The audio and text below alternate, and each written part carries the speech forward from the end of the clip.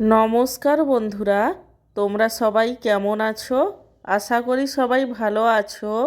আমার চ্যানেলে তোমাদের সবাইকে স্বাগত জানাই। আজকে আমার লাঞ্চের থালিতে কি কি মেনু আছে তারই ভিডিও তোমাদের সাথে শেয়ার করব। আজকে আমার লাঞ্চের থালিতে রয়েছে গরম গরম সাদা ভাত, তার সঙ্গে রয়েছে কলমি শাকের ভাজা। কলমি শাকের ভাজার পরে রয়েছে ঢ্যাঁড়স আলুর তরকারি, যেটা সর্ষে বাটা দিয়ে বানানো হয়েছিল। ঢ্যাঁড়স আলুর তরকারির পরে রয়েছে আলু দিয়ে চিংড়ি মাছের বাটি চচ্চড়ি। সব শেষে রয়েছে আলু এবং বেগুন দিয়ে রুই মাছের ঝাল, যেটা সর্ষে বাটা দিয়ে বানানো হয়েছিল।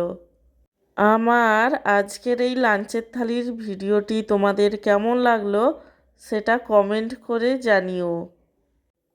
আর ভিডিওটিতে লাইক দিতে এবং চ্যানেলটিকে সাবস্ক্রাইব করতে একদমই ভুলো না।